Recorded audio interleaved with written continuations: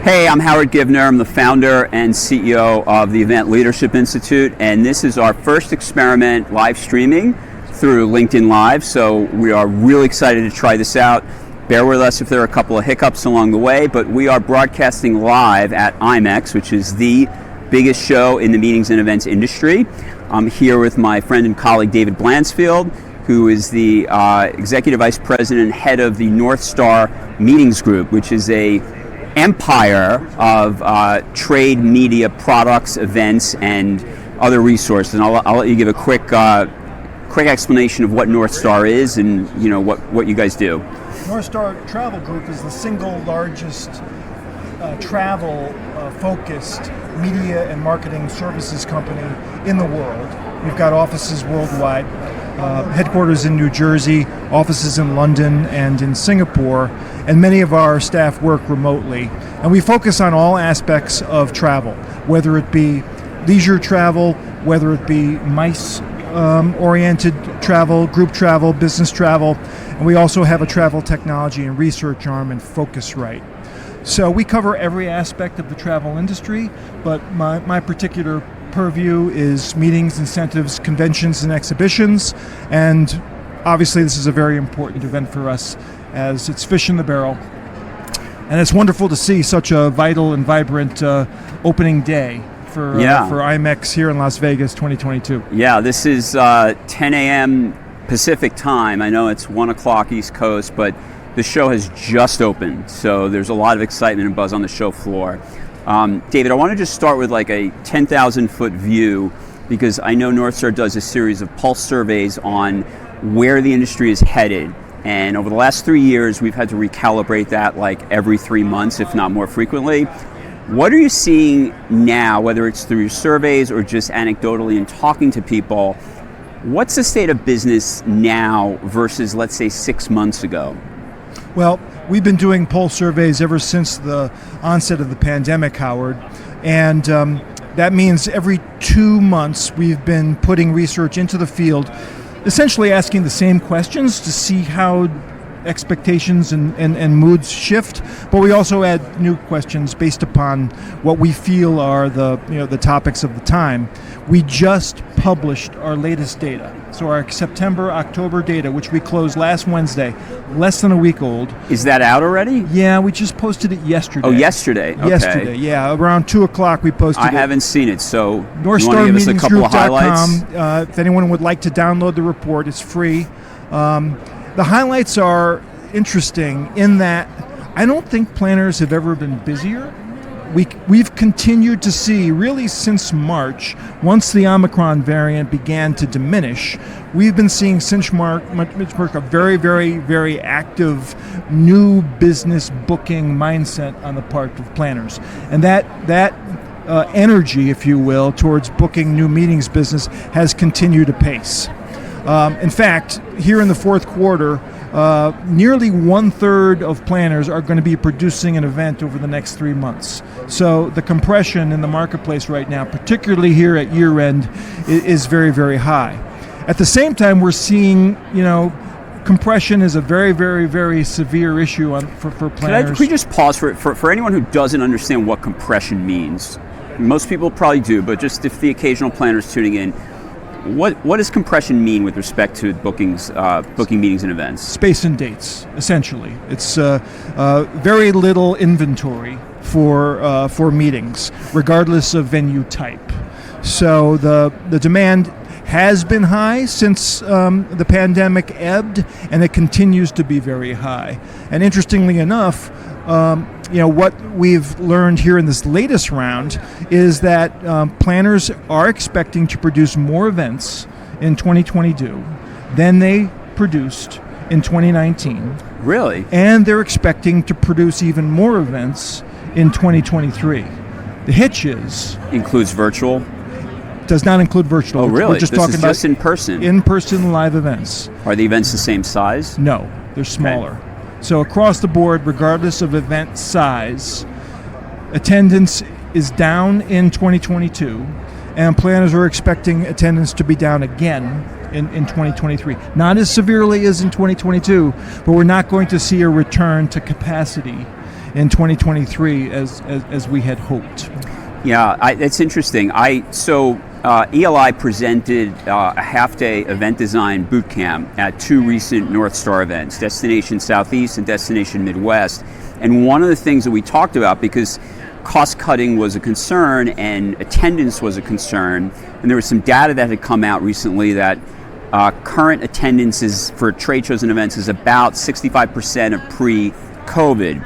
But by the same token, there are some events, and the example I showed was the Collision Conference, the tech conference in Toronto, where attendance was a record. They exceeded their numbers by 10,000 people from pre-COVID, 40% up. So it's not like automatically everybody is down at that level. Events with good ROI are doing way better than before. Events that never had a really good, clear value proposition are the ones that are suffering. You're exactly right, and we cut the data to try to determine where the decline in attendance might have been most significant.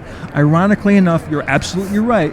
Meetings of above 5,000 attendees were impacted less than meetings around that average of 250. So that kind of mid-tier event attendance was way down relative to the larger conferences and events. Are there any sectors that are doing better or worse than others, whether it's incentives or medical meetings or financial meetings? Well, incentives are through the roof. I mean, incentives, companies want to reward their top performers. So, and it's been several years since they weren't able to offer travel as an option. And as demand for travel grows, obviously the award has higher value. So, we're seeing a tremendous boom in incentive travel.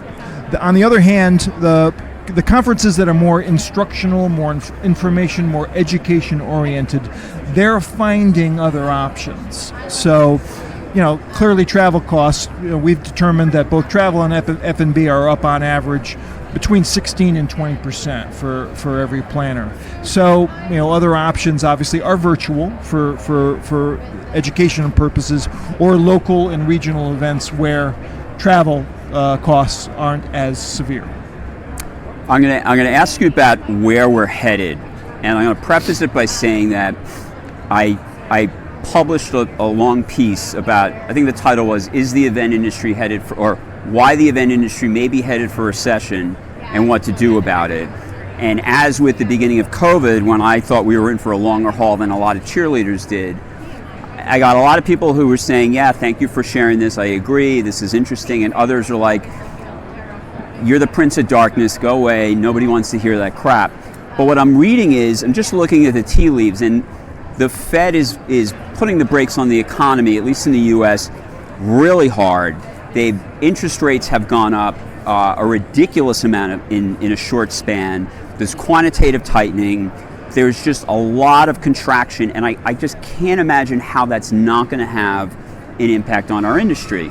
Everything you said about the Pulse survey, I totally get, but part of me thinks that events might be a lagging indicator in the sense that, like, as busy as this event is now, this is a reflection of decisions that were made by business leaders 3 months, 6 months, 9 months ago. Yep. I'm worried that we might be 6 to 9 months from now. I think Jamie Dimon from Chase yesterday said 6 to 9 months we're headed for a recession. And he's been a little bearish, but I'm inclined to say tack on another 3 to 6 months for when it hits the event industry. I don't know if your editorial team has thought about that, or are you looking at that, or any thoughts on where we might be headed next year? Obviously, it's a very important question that you ask, Howard. Research-wise, I can say that yes, as of this 5 minutes, there doesn't seem to be any decline in optimism for 2023. Business is getting booked. However, the windows are shorter.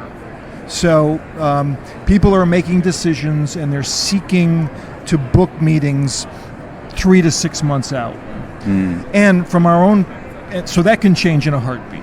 So if things continue to look the way they might look, if Jamie Dimon's predictions yesterday does come true. 2 weeks could be, 2 weeks from now when people are beginning to set their budgets, we may be looking at a different outlook. Right. Planners may be getting different directives than they've gotten up to this point. However, we have seen personally in our events, and we've been sweating them out here over the past month, where we've had large events planned and registration has been way down from what our expectations were.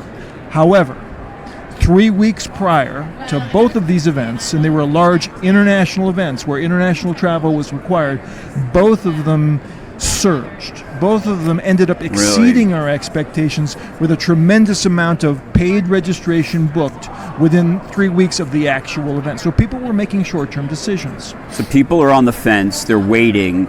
They're waiting to see, I don't know, where airfares go or what the pandemic situation is, or they're just not comfortable committing as far in advance as they used to. Yeah, or to your point when we started this conversation, evaluating what the value proposition is of the event itself. Is it going to be worth, regardless of what it's costing me, even though it's going to cost me 35% more than I thought it would, if I'm going to get payback from whatever experience this convention or event is going to provide, it's worth the expense, and they're booking it.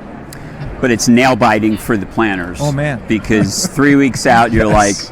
like, uh-oh. Exactly. And then it comes in, and it's a lot of last-minute activity. Exactly. We got a couple more of those before year end. So Yeah, we're hoping I'm and sure. praying that this I'm is a sure. pattern that we're going to see before the end of the year. Yeah. All right. Last comments. What would be the best way for viewers of this to engage with Northstar? Well, NorthstarMeetingsGroup.com, all one word. Everything that we've been covering is available there. If you're in the sports market, sportstravel.com. If you do sporting events, host sporting events, or book sporting events, then we have a specific website dedicated to that form of travel and event experience. So go there, take a look at it, subscribe to our email newsletters in order to be alerted to what the most Is there a important cost news and trends are. to subscribing? No cost at all. Okay. Yep. Okay, good. Yep.